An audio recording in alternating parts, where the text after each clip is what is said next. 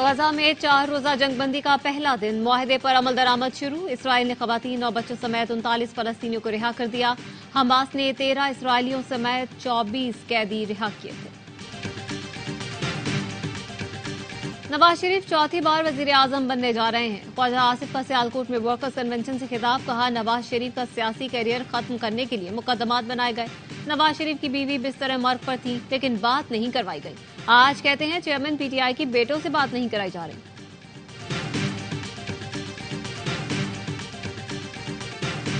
और नून लीग पहले नवाज शरीफ नाअहली खत्म करवाए, फिर वजीर आजम बनाए। पीपी रहनुमा कादिर मंदोखेल का कहना है नवाज शरीफ की जब तक सजा खत्म नहीं होती तब तक वजीर आजम नहीं बन सकते।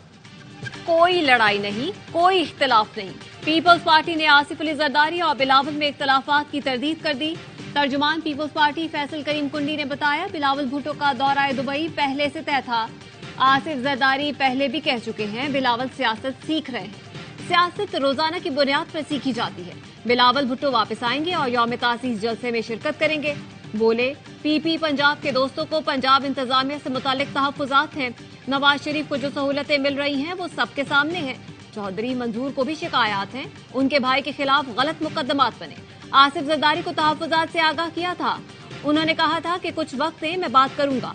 आसिफ जरदारी के सामने सीईसी में दोबारा तहफ्फुजात रखेंगे।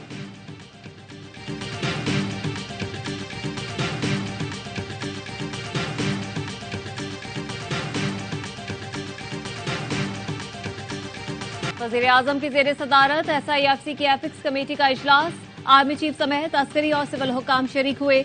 इजलास में मुल्की मुआशी और इक्तसादी सूरत हाल पर गौर किया गया। शुरका को गैर मुल्की सरमायाकारी से मुतालिक ब्रीफिंग, जराये के मुताबिक सरमायाकारी से मुतालिक मंसूबों की हिकमत अमली की मंजूरी दी गई। अनवारुल हक काकड़ ने तकरीब से खिताब में कहा चंद हफ्तों में SIFC के प्लेटफॉर्म से अच्छी खबरें मिलने वाली हैं। दोस्त मुल्कों से अरबों डॉलर्स की सरमायाकारी के मुआहिदों पर दस्तखत होने जा रहे हैं। SIFC में सिविल और मिलिट्री क़यादत के लोग शामिल हैं। आर्मी चीफ ने खुद भी कराची और लाहौर में ताजिरों से मुलाकात की। मुल्की सरमायाकारों को खुशामदीद कहते हैं।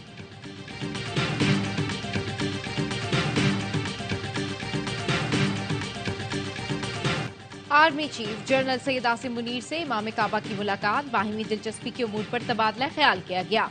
आर्मी चीफ ने कहा पाकिस्तानियों के दिल में सऊदी अरब के लिए गहरी अकीदत है। दोनों ब्रदर मुल्कों के दरमियान इत्तेफाक राय समेत स्ट्रेटेजिक ताल्लुकात हैं। इमाम काबा का पाकिस्तान आना अवाम के लिए एजाज और काबिल तकरीम है। इमाम काबा ने कहा इस्लाम अमन व भाईचारे का मजहब है, इस्लाम की गलत तशरीह की गुंजाइश नहीं। ISPR के मुताबिक मुलाकात में गजा में जारी मजालिम की मजम्मत भी की। फलस्तीन और कश्मीर के अवाम के साथ यकजहती का इजहार किया। इमाम काबा ने उम्मत मुस्लिमा के अमन, इस्तेहकाम और इत्तेहाद के लिए दुआ की। इमाम काबा का फैसल मस्जिद में खुतबा, नमाज जुमा की इमामत करवाई। इमाम काबा साले बिन अब्दुल्ला बिन हमेद 6 रोजा दौरे पर पाकिस्तान आए हैं। कराची में ANP का मर्दान हाउस में इजलास, JUI, MQM, नून लीग और फंक्शनल लीग की शिरकत। मुस्तफा कमाल ने कहा सिंध में इत्तेहादी हुकूमत बनाएंगे। आने वाला वक्त सिंध के मजलूमों का है। सिंध डिलीवर नहीं करेगा तो पाकिस्तान आगे नहीं चलेगा। नून लीग रहनुमा बशीर मेमन ने कहा कराची तरक्की करेगा तो पूरा पाकिस्तान तरक्की करेगा। निगरां वजीर आला से मुतालबा करते हैं हम सबको लेवल प्लेइंग फील्ड चाहिए।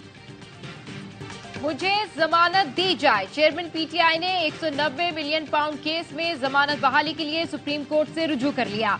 वकील ने दरखास्त में मौकफ अपनाया। चेयरमैन PTI तोशाखाना केस में गिरफ्तार थे। ट्रायल कोर्ट ने अदम हाजिरी पर जमानत खारिज की। इस्लामाबाद हाई कोर्ट ने फैसला बरकरार रखा। हाई कोर्ट का फैसला कलअदम करार देकर जमानत बहाल की जाए। अलकादिर ट्रस्ट और 190 मिलियन पाउंड केस की तहकीकात के लिए नैब की 2 टीम्स अडियाला जेल आई। हिजरा पुलिस स्टेशन टीम साबिक वजीर आजम और साबिक वजीर खारजा से तफ्तीश के लिए अडियाला जेल पहुंची। चेयरमैन PTI का पुलिस टीम से पूछे गए किसी भी सवाल का जवाब देने से इनकार। कहा बुकला से मुशावरत या उनकी मौजूदगी में ही जवाब दूंगा। शाह महमूद कुरैशी से पुलिस टीम ने इब्तदाई तफ्तीश मुकम्मल कर ली। निगरां वजीर दाखिला सरफराज बुख्ती ने चेयरमैन PTI को लाडला करार दे दिया। कहा जेल में उन्हें मिलने वाली सहूलतों का आम शहरी सोच भी नहीं सकता। कैद में ऐसी सहूलत माजी में किसी साबिक वजीर आजम को नहीं मिली। नून लीग को कोई फेवर नहीं दी जा रही। नवाज शरीफ पर ज्यादातर केसेस बेबुनियाद थे। बिलावल भुट्टो और नवाज शरीफ दोनों ही काबिले एहतराम है। रज़ाका अशरफ पीपी के लाडले होने के बावजूद कुर्सी पर मौजूद हैं। लेवल प्लेइंग फील्ड ना होती तो उन्हें हटा चुके होते। वजीर आजम की तलबी से मुतालिक सवाल पर कहा, अदालत अगर छोटे मामलात पर उन्हें बुलाएगी तो ये मुनासिब नहीं। पाकिस्तान में लापता अफराद की तादाद दुनिया में सबसे कम है। सिलेक्टेड का इल्जाम लगाने वालों की पोजीशन आज खुद सिलेक्टेड प्लस बन गई। इस माहौल में इंतखाबात हुए तो कोई तस्लीम नहीं करेगा। पीटीआई के खिलाफ सारा जुल्म जबर मुस्लिम लीग नून कर रही है। नवाज शरीफ को वजीर आजम बनाना है तो इंतखाबात की कोई जरूरत नहीं, नोटिफिकेशन जारी कर दें। पीटीआई रहनुमा असद कैसर कहते हैं, इलेक्शन के लिए माहौल आजाद और शफाफ नहीं है। मर्दान की सेशन कोर्ट ने असद कैसर को 5 रोजा जुडिशल रिमांड पर जेल भेज दिया। असद कैसर की दरखास्त जमानत की समाअत 29 नवंबर को होगी।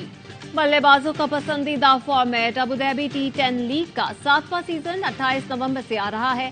सिर्फ ए स्पोर्ट्स पर छक्के चौकों का तूफान। अबू धाबी में सचे का मैदान। 8 टीमें, 100 से ज्यादा इंटरनेशनल क्रिकेटर। लीग में एक्शन, थ्रिल, ड्रामा सब होगा। तमाम मैचेस पाकिस्तान के पहले HD स्पोर्ट्स चैनल ए स्पोर्ट्स पर नशर किए। मोदी का सपना टूट गया, तैयारियां भी धरी की धरी रह गई। अगर भारत वर्ल्ड कप जीत जाता तो इंडियन जर्सी में मोदी की विक्ट्री के निशान वाली तस्वीर होर्डिंग्स पर लगाई जाती। ओपन बस में विक्ट्री परेड का भी प्लान था। नरेंद्र मोदी टीम के साथ ओपन बस में जयपुर का चक्कर लगाते। बीजेपी रहनुमा ने अपनी मोदी हुकूमत के प्लान का भांडा फोड़ दिया। कांग्रेस रहनुमा राहुल गांधी ने फाइनल में भारत की शिकस्त पर मोदी को पनौती करार दिया था।